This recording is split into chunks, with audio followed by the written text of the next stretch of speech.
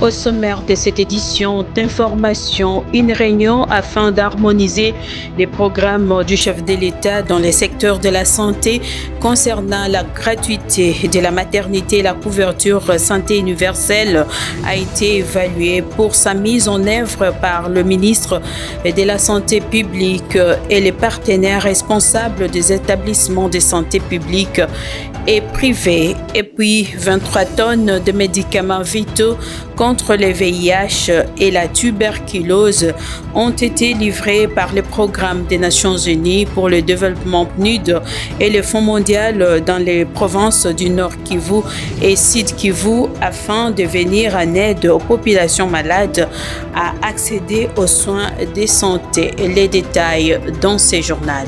Et mesdames et messieurs, bienvenue dans cette grande édition du journal. Le vice-premier ministre des Transports, Jean-Pierre Bemba, a récemment accueilli une délégation de la société du World pour discuter des projets d'infrastructure au port à eau profonde de Banana. Cette rencontre marque une étape importante dans ces projets. C'est aussi une occasion pour rencontrer la position stratégique de la République démocratique du Congo dans les commerces maritimes international. Propos recueillis par Chancha Matuta. Excellence, Monsieur le vice-premier ministre des Transports, et donc avec toute la délégation de DP World qui est venue de Dubaï pour faire un point de projet très précis sur tous les avancements qui ont été effectués depuis le début de l'année, notamment depuis la signature du contrat de construction du port en eau profonde qui a lancé les grands travaux au mois de mars 2025. Donc nous avons effectivement complété la première phase des travaux de dragage avec grand succès et nous avons fait un état des lieux des prochaines étapes pour les prochains 6 à 12 mois à son excellence le vice-premier ministre. Donc tout est en ordre et nous espérons délivrer ce projet le plus rapidement possible. Les prochaines étapes principales sont, on va démarrer les travaux de dragage avec une deuxième drague qui va venir sur le site dans les prochains 30 à 40 jours. Donc c'est une drague qui est en cours d'importation et nous avons également le constructeur qui commence toutes les importations des équipements pour les grands travaux du port en eau profonde de Banana. Donc comme nous l'avons exprimé à son excellence, les travaux suivent bon cours, nous n'avons aucun retard et nous espérons pouvoir délivrer ce projet le plus rapidement. Parlons de la démission de l'ex-ministre de la Justice, Constant Mutamba, qui continue à diviser les Congolais. Et Raïsaka, analyste politique indépendant, pense qu'il ne s'agit que d'un acharnement politique, étant donné que d'autres ministres ont été reconnus, des tournaires cependant n'ont jamais été inquiétés et appellent les chefs de l'État à intervenir pour sauver Constant Mutamba. Chansa Matuta et fils Wemeno pour les reportages. Et aujourd'hui, je ne dirais pas que c'est en quelque sorte un complot ou quoi que ce soit, mais moi je pense que s'il y a une erreur administrative, on pouvait, si réellement on avait de l'amour, on pouvait tout simplement annuler cette erreur-là, annuler l'acte posé par le ministre et puis finalement on continue. Parce que j'avais même suivi le ministre des Finances qui disait une fois, il avait écrit une lettre disant que cet argent-là n'est pas détourné, l'argent est logé dans une banque. Et donc moi je pense que le ministre, l'ancien ministre de la Justice n'a pas touché à cet argent. Et s'il faut aussi voir la manière dont les choses se sont passées au niveau de l'Assemblée nationale, en tout cas c'est ce qui pousse aujourd'hui un bon nombre de Congolais de dire que c'est de l'acharnement. Restons dans le même chapitre concernant la démission de Constant Mutamba. Le pasteur Serge Taboko affirme qu'il n'y a rien d'acharnement. Constant Mutamba est tombé dans la bavure et doit assumer ses actes devant la justice. Encore une fois, propos recueillis par Chansa Matuta et fils Womenu. La Constitution dit ceci. Lorsqu'il n'y a pas encore un jugement rendu par un juge compétent. Tout individu, tout Congolais jouit de ce qu'on appelle la présomption d'innocence. Jusqu'à preuve du contraire, il n'y a pas encore un jugement définitif. C'est-à-dire, M. Mutamba jouit de la présomption d'innocence. Mais lorsque nous jetons un coup d'œil sur les réquisitoires qui a été lu devant les députés, sincèrement, le monsieur n'est pas innocent. Ici, nous demandons à monsieur l'ancien ministre, comme il vient de déposer, sa démission, il doit respecter les lois de notre pays, il doit être devant son juge pour se défendre. Pour se défendre, s'il sera lavé, à ce moment-là, il peut... ça sera une très bonne chose, mais sinon, il sera condamné conformément à la Constitution et aux lois de notre pays. Le parti politique membre de l'opposition Base républicaine a présenté par la bouche de son porte-parole Bobo Bolia un plan de sortie de crise en République démocratique du Congo, notamment les renouvellements de la gouvernance politique en RDC. Il est au micro de Médard Elongue et Chansa Matuta. Le président de la République, Félix Antoine Tshisekedi Tshilombo, et son opposant farouche, Martin Fayulu, se sont rencontrés il y a quelques semaines. Et donc, nous tenons à saluer cette position qui, justement, facilite en fait la mise en place de tous les Congolais, en tout cas, qui sont justement dévoués pour la cause de la patrie, de se mettre d'accord pour que nous puissions sortir justement de cette crise qui nous dérange de la partie Est de la République démocratique du Congo. Mais je pense que 4 propositions sont mises en contribution pour justement nous puissions sortir de cette crise que nous sommes en train de traverser. Il s'agit notamment du rétablissement de l'autorité de l'État sur toute l'étendue du territoire national. Il y a aussi la fin des cycles de violence. Donc nous devons mettre fin aux cycles de violence pour justement faciliter le peuple congolais de vivre d'une manière convenable. Il y a également la mise en avant de l'unité nationale. Pour que nous puissions sortir de cette crise qui nous dérange, nous devons promouvoir l'unité nationale selon le parti politique Base républicaine. Et je pense que moi, étant qu'analyste politique, c'est très important que nous puissions prôner l'unité nationale pour que nous puissions sortir de cette crise. Il y a aussi le renouvellement de la gouvernance politique en République démocratique du Congo. Parlons de la santé. Dans ce journal, réunion d'harmonisation avec les établissements de santé sur la gratuité de la maternité et la couverture santé universelle. Le ministre de la Santé, Dr Roger Kamba, ensemble avec le partenaire responsable des établissements publics et privés, ont évalué la mise en œuvre de la gratuité de la maternité. Propos recueillis par Afi Musungai. Cette réunion valait la peine. Hein? Ça tombe à point nommé, comme on le dit. Parce que depuis un certain temps, nous étions dans des tergiversations autour de la manière autour de l'évolution de notre partenariat. Et là, nous sommes retrouvés face aux difficultés rencontrées dans l'une ou l'autre structure. Et en somme, l'Excellence s'est fait une idée générale des faiblesses qui ont teinté la mise en exécution du projet, a donné des réponses satisfaisantes aux responsables qui ont pris part à la cérémonie, mais aussi à rappeler aux structures d'accompagnement la ligne directrice qui doit émailler la collaboration ou le partenariat qui existe entre le gouvernement et les différentes structures.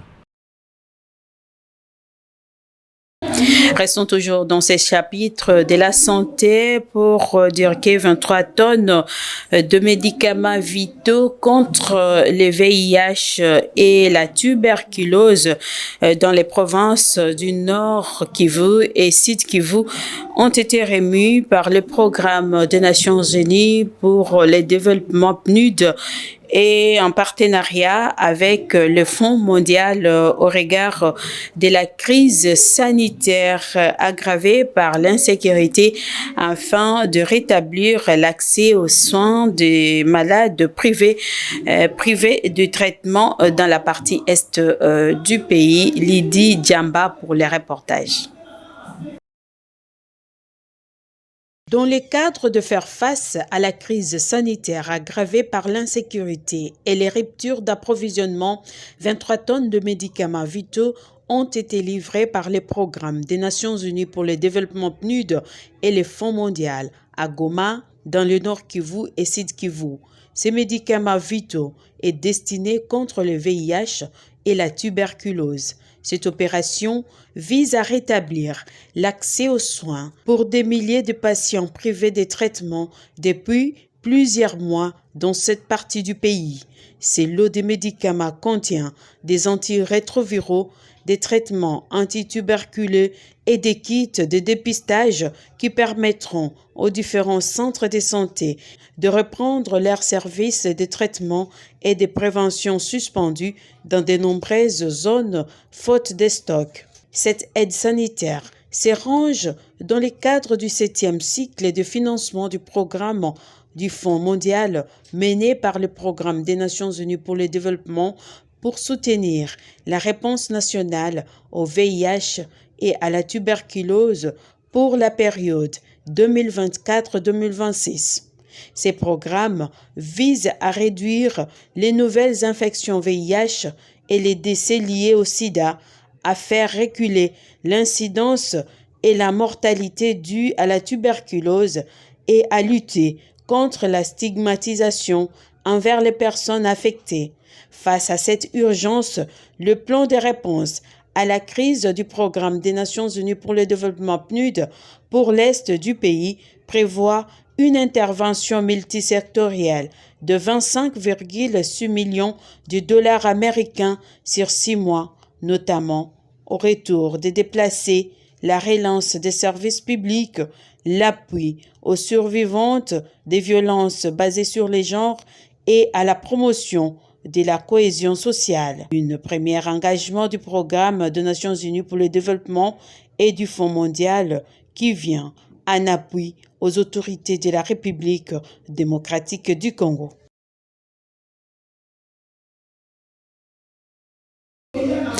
Et puis, chaque 19 juin de l'année, le monde célèbre la journée mondiale de la drépanocytose.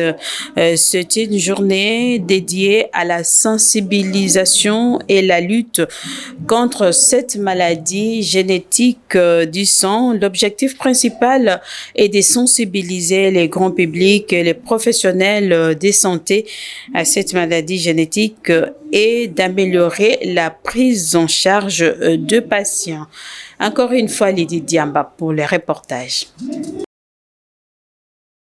Accès aux nouvelles thérapies, espoir ou effet de mode est les thèmes retenus pour cette année pour la Journée mondiale de la drépanocytose.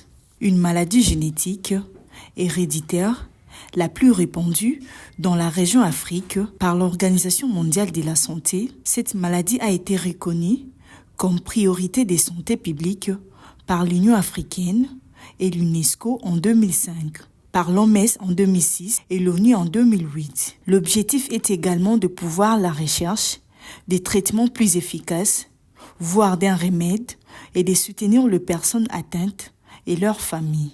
Cette maladie génétique se manifeste notamment par une anémie, des crises douloureuses et un risque accru d'infection. Si les traitements actuels ont permis d'augmenter grandement l'espérance de vie de patients affectés, il reste encore limité.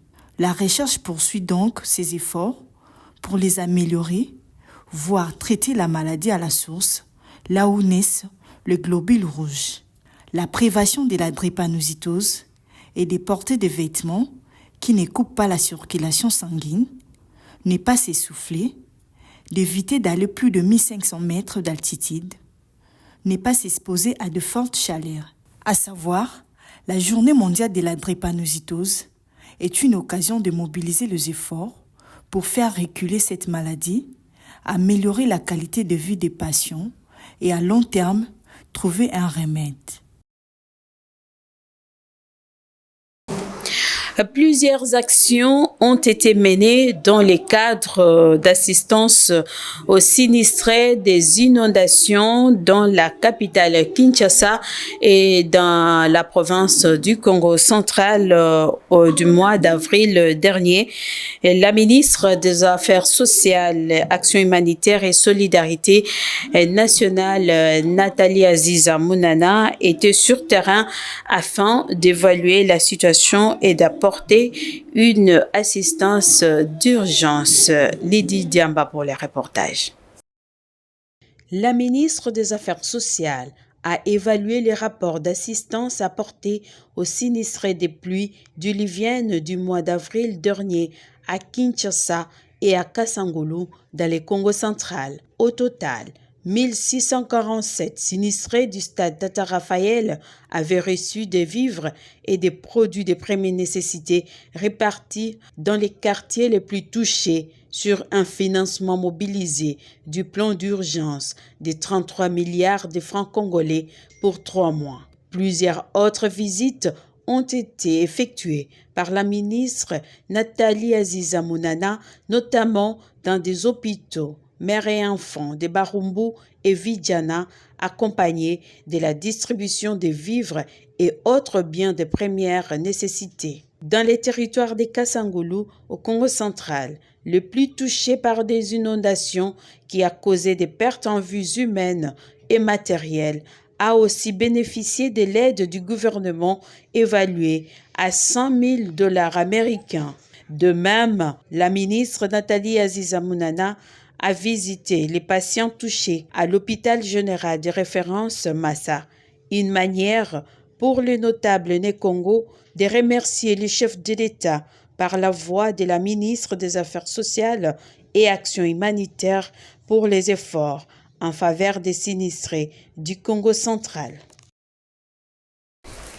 Parlons sécurité. Dans la province de la Chopo, le nouveau commissaire divisionnaire Elvis Palanga Nawej est allé ce jeudi 19 juin dans la matinée présenter ses civilités au gouverneur de la province de la Chopo, Paulin Lindongo Libabonga, à Kisangani, et à cette même occasion, il a reçu des instructions sur sa mission dans la province de la Chopo. Médard et Longue pour le reportage.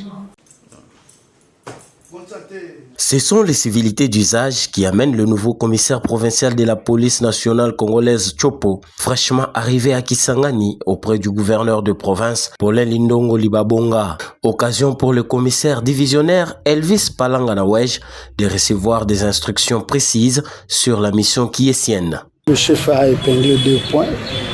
D'abord, les moments que nous traversons ici à Kisangani, les menaces sont énormes. Ça, c'est un. De 2, il y a la recrudescence de la criminalité. Nous avons déjà pris des dispositions pour essayer un peu d'écarter toutes ces menaces-là. Néanmoins, le chef nous a donné les instructions et les missions qu'on ne peut pas dévoiler ici.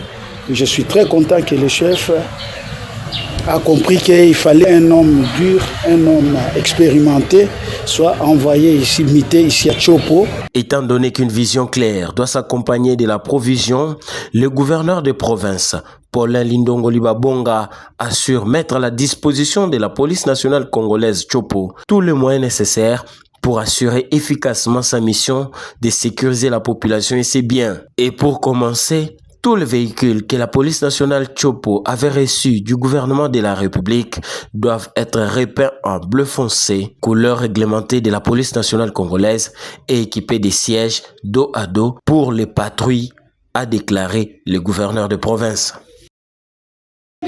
À Lubumbashi, un groupe de personnes armées ont tenté de cambrioler une banque dans la nuit du 17 au 18 juin 2025. Ce malfrat venu de Fungurume dans la province voisine de Lualaba. Cette opération a été déjouée par l'intervention rapide de forces de l'ordre. Le général Blaise Kilimbalimba a appelé la population au calme. Afi Musungai pour les reportages. Une banque située à Lubumbashi, dans la province du Haut-Katanga, a échappé dans la nuit du mardi 17 au mercredi 18 juin 2025 à une tentative de cambriolage menée par un groupe armé venu de Fungurume. Cette opération a été interrompu grâce à l'intervention de la police. Le groupe qui tenait de commettre le forfait a rencontré un dispositif de sécurité. Lors de l'intervention, l'un des criminels a été neutralisé, un autre blessé avant d'être évacué vers un centre de santé. Le chef provincial de la police, le général Blaise Kilimbalimba, s'est rendu sur place pour constater les faits et recueillir le plainte des habitants victimes récurrentes de l'insécurité. Face à la réalité, on a outil déjà la golf. Le tambo la quartier nous sommes. On a kukutana na population, kukutana na ba chef ya quartier, on a kuyeba lolenge kani batu baza kusala insécurité koki kouta wapi to bato yango baza kosala yango ndenge nini po tokamata bango totia bango esika na bango.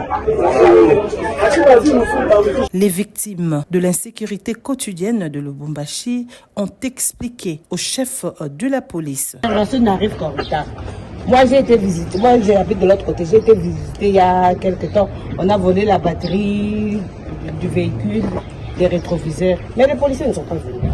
Maintenant il a arrêté de me braquer, moi. Il a braqué sur le lit, il a vu l'enfant. Alors, on a fait donc quand on toque coule, nous n'a piqué massa chape par un toto chape kala chape là la papa kitanda. Nous n'a piqué massa chape. Il faut dire que depuis plusieurs mois, Lubumbashi fait face à une recrudescence de la criminalité. Pour y faire face, l'autorité provinciale a renforcé le patrouille nocturne et lancé l'opération Ndobo visant à neutraliser et à arrêter les auteurs de l'insécurité dans la région. En société, parlons de la moto tricycle, communément appelée moto 3 pinés, autrefois utilisée pour le transport des marchandises, s'impose à Kinshasa comme un véritable moyen de transport dans certains quartiers de la capitale. Ces motos Gizi ont changé le quotidien des habitants.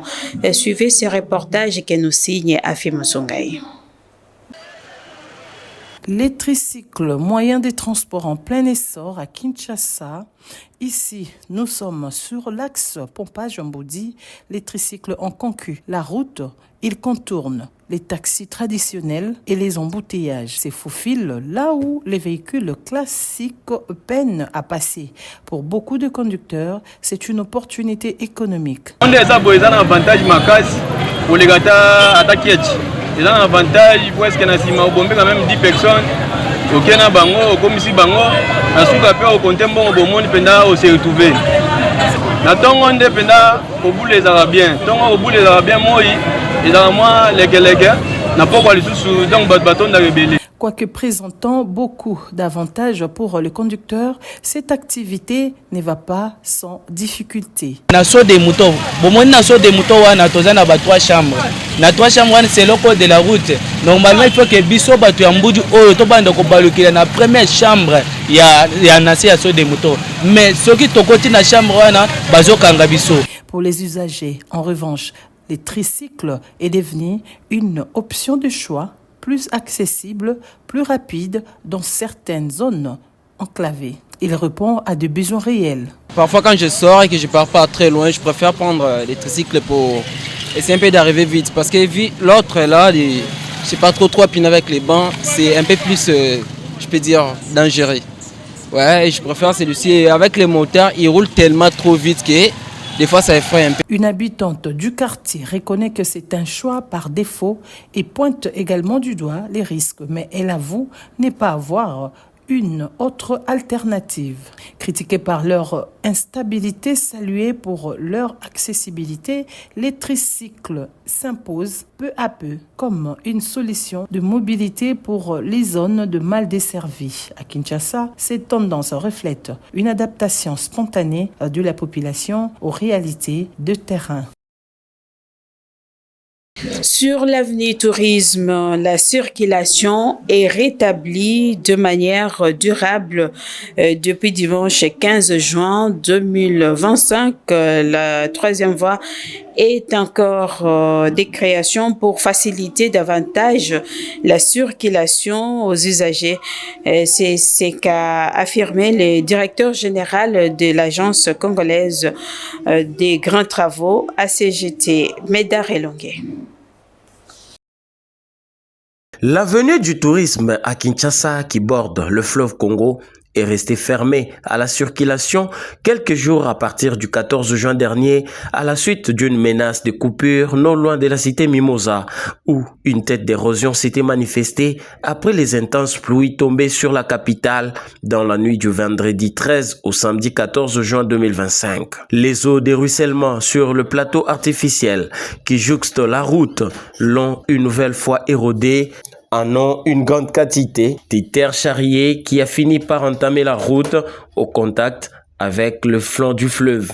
Conséquence, interruption du trafic. Réagissant en urgence, l'agence congolaise des grands travaux, à travers sa direction provinciale de Kinshasa, a activé le partenaire Krekwit qui travaille déjà sur cette route depuis le lancement du programme des travaux en urgence, des voiries et des luttes anti-érosives, ainsi qu'acquisition d'équipements décrétés par le gouvernement central et qui a été lancé samedi 24 mai dernier par le ministre des ITP, Alexis Guizaro. Après toute une nuit de travail consacrée notamment à une purge des matériaux qui dérangent et les recharges au moyen de gros éléments rochers, dès ce dimanche 15 juin dans la matinée, le trafic a été rétabli sur les deux voies de la chaussée avec une troisième en voie de création. Rappelons que lors de la visite du gouverneur Daniel Bumba en début de semaine, qui a été reçu par le bourgmestre d'Ngalema, il a reçu les explications de la situation de ces chantiers par le directeur général de la CGT. Le premier des Quinois est allé voir les dégâts causés sur le flanc du plateau artificiel par la suite des eaux et à l'occasion, une certitude a été donnée aux usagers de cette route par le directeur général de la CGT et le trafic est désormais rétabli de manière durable sur les deux voies et la consolidation de cet acquis sont déjà en cours. Parlons de cette célébration de la fête de la moisson qui continue à l'Église universelle pentecôtiste charismatique ministère des affranchis. Pour le mercredi 18 juin 2025, son grandeur, les prophètes messagers et envoyés du Christ, Emmanuel Dodi, a donné le go de la 4e semaine basée sur la miséricorde. Dodo Kalonji pour le reportage. Pour ce 22e jour de la fête de la moisson dans l'année sacerdotale, il s'agit de la 4e semaine de la miséricorde de Dieu le Père. Après avoir rendu gloire au Seigneur Jésus, le prophète messager et envoyé du Christ Emmanuel Dodi a en premier lieu encouragé et fortifié le fidèle pour la bonne marche de la célébration de cette fête de la moisson. La miséricorde, définie comme étant la pitié envers la souffrance d'autrui et la grâce ou le pardon accordé à quelqu'un qui a fauté, la bouche autorisée de Dieu le Père Emmanuel Dodi a fait savoir que, selon la révélation, la première miséricorde est de faire convertir les âmes au salut. May before everything, praise God, Father, God of our Lord Jesus. Hallelujah. The helper of men and women. Musungi yaba oyo The basa helper makasi of people nabo that basanga are makasi strong batalela kai and that are wicked. ndenga la musio lelo The way you wake up souvenez-vous vous semaine utikoleka remember about the last je week. n'oublierai jamais cela. Never forget about that. Ce passage doit faire l'objet de ma dévotion. My devotion object. Quand il est écrit When it is written, dans ta main, il y a un pouvoir d'agrandir et d'affermir. C'est entre tes mains it's in your hands, où il y a la gloire et la force. there is glory and strength. Même nengola muki tingonga oyo zambende asana yo. Yaba tubabima kitongo bakei babengi bango papa pique crise. Soit à cet accident. Na ndio tia ngona expliquer nyonso zali na ozana yango. Ce que tu es, ce que tu as, les ensembles. Talatina na pesi merci. Lobi lisus abattre la vie. Le mois prochain, l'année prochaine, à la même date. Lui seul a le pouvoir d'agrandir, d'affermir et d'élargir. En outre, l'envoyé du Christ a mentionné que pour obtenir la miséricorde de ce mois de juin, il faudrait être celle ou celui qui pratique la miséricorde, car on reconnaît cette dernière par les œuvres et l'attitude. Il faut savoir que l'EUPC n'est pas une église mondiale, mais plutôt universelle, pentecôtiste, charismatique, ministère des affranchis, qui a pour vision appartenant seul à Dieu le Père, avec 2 missions, dont la célébration des fêtes de l'Éternel, comme énuméré dans le livre de Lévitique, chapitre 23. Débutée le 28 mai, cette fête prendra fin le 16 juillet de l'année en cours. Et puis en sport, le football club féminin Amani s'est imposé devant le FC Promo Sport sur la note des 4-1 le jeudi 19 juin 2025 à Kamalondo dans le cadre de la 4e journée du championnat national de football féminin RD Congo 16e édition. Suivez les commentaires que nous signe Judith Kapemba. Et c'est parti. Le FCF Amani de Kinshasa a fait un grand pas vers la tête du classement provisoire du groupe B en s'imposant ce jeudi 19 juin face au FCF Promosport de Matadi sur le score de 4-1 au stade Tepe Mazembe de Kamalondo à Lubumbashi. Un succès capital signé Gloria Mboudi, Rite Lubila et Bénédicte Nzei dans un match tendu comptant pour la 4e journée du championnat national de football féminin l'INAF. Dominatrice et disciplinée, le vacuum ont su faire la différence au bon moment. Après l'ouverture du score par la formation des Promosport, par l'entremise de Rebecca Ngalula à la 8e minute DG. 5 minutes plus tard, le Matadian des Promosport ont fini par céder sous la pression offensive imposée par Rite Libila qui a marqué les buts égalisateurs à la 13e minute DG. Gloria Mboudi signe un 2e but pour alourdir le score d'Amani avant la pause à la 31e minute, 2-1. Au retour des Citrons, le véritable coup a joué pour Amani. Les filles volent haut, très haut. Et à ces rythmes, mission accomplie cet après-midi au stade Tepe Mazembe grâce aux réalisations de la jeune attaquante prodige Gloria Mboudi, signe un doublé à la 52e minute et de Bénédicte Nzei, auteur de 5 buts et d'un but à la fin de la rencontre. Un succès salvateur pour le protégé du président Charlie Kassongo qui occupe désormais la 2e place avec 9 points. Prochain défi, une rencontre aux allures des revanches contre Osek à Lubumbashi. Et c'est la fin, on n'ira pas loin que ça. Mesdames et messieurs, c'est par ici que nous bouclons cette édition d'information, mais bien avant cela, les rappels des titres. Une réunion afin d'harmoniser le programme du chef de l'État dans les secteurs de la santé concernant la gratuité de la maternité et la couverture santé universelle a été évaluée pour sa mise en œuvre par le ministre de la Santé publique et les partenaires responsables des établissements de santé publics et privés. Et puis 25 tonnes de médicaments vitaux contre le VIH et la tuberculose ont été livrés par le Programme des Nations Unies pour le développement et les fonds mondiaux dans les provinces du Nord Kivu et Sud Kivu afin de venir en aide aux populations malades à accéder aux soins de santé. C'est la fin de cette édition d'information qui était réalisée par Pius Chimanga, assisté par Steve Kikomo. L'édition a été assurée par Chansa Matota. Quant à moi, je vous dis merci de nous avoir suivis.